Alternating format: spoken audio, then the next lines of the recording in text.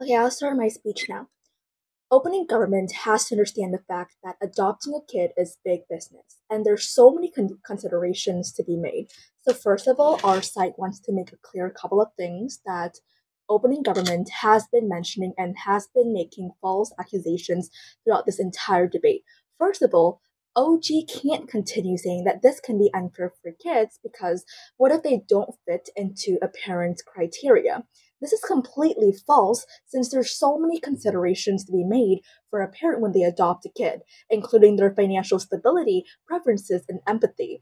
And they can't just adopt a random kid that they haven't done anything on, like any research on. And thirdly of all, the process of adoption is extremely lengthy, and their side only makes matters worse for a child by making them end up in a household that don't even want them in the first place. And this can in turn affect their mental health and their mind. Because what's the point of placing a kid in a household that household doesn't even prioritize that kid? And next is that they say we shouldn't abandon a kid just because they have an illness or a mental or maybe they have some kind of disability. The problem is not about their illness, but the problem is the parents being unable to provide for them because it is bad if they end up in a household that they can't provide for this kid. The problem is that it is in the parent that they are facing financial instability and they're unable to provide for those kids in the first place. So there are so many considerations to be made when we're adopting a kid, including our ability to even provide for that specific kid. And also, they say to us about the cultural problem, how the kids, and when we apply this adoption matching, then it will be really bad for them if they don't have their identity and they don't know what exactly culture they're going through.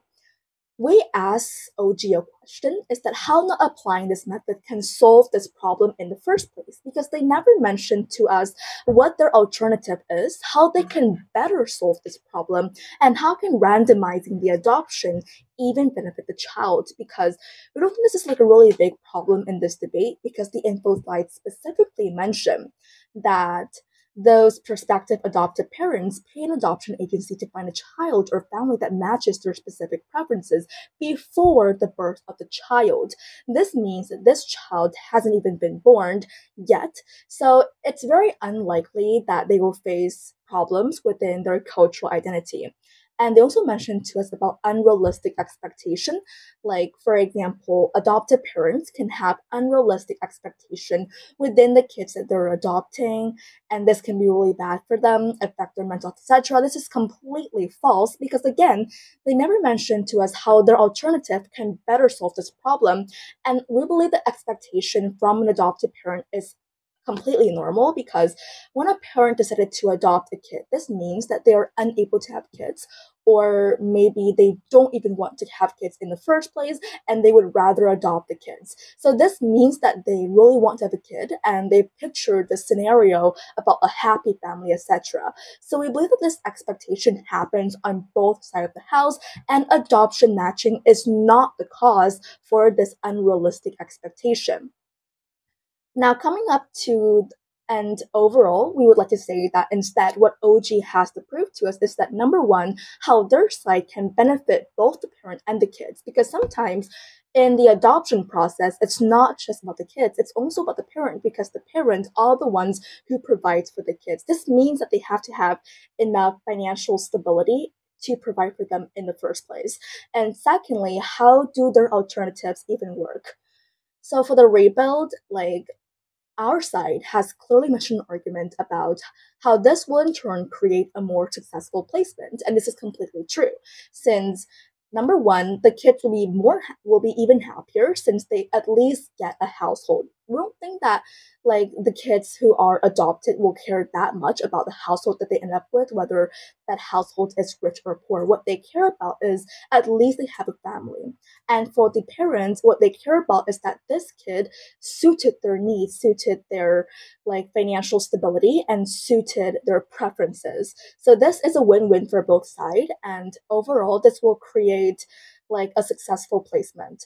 And coming to the main part in this speech is my substantive argument. This main argument on our side that we propose is all about how this will benefit the kid. The first mechanism is that it will improve the well-being of the child being raised, because when adoption agency can match children to families who actively seek and are equipped to support them, like this parent, this household really want this kid, then the children are more likely to thrive. And adoption matching often consider factors like the adopted family's lifestyle, community, and financial capacity. And this will ensure that the child's physical, emotional, and social needs are actually met. For example, a child with a background of trauma might do better in a home where parents have experience with trauma-informed care. And the impact of this is that this will instantly lead to satisfaction of both the child and the parents. And the second mechanism is that this will in turn be a better support for children with special needs, special care. For example, some children in the adoption system have specific medical, developmental, or psychological needs that require specialized care. And adoption matching can actually help connect these children with families who are both financially prepared and emotionally committed to providing the necessary support. And when adopted parents can choose to adopt a kid with special needs, they actually prepare for the responsibilities ahead, and they're less likely to neglect those kids. On their side, if they don't propose this adoption matching, and we don't even hear the alternative, but let's say that maybe their alternative can be just randomizing, like a kid can just be with a random household, then this household don't even prepare to provide for this special needs kid in the first place, and there's like a greater chance that those kids might end up in homes unequipped for their care and risk neglect or inadequate treatment, which can worsen their condition or lead to rehoming. So the last question we want to open up is that which side encourages more people to adopt in the first place?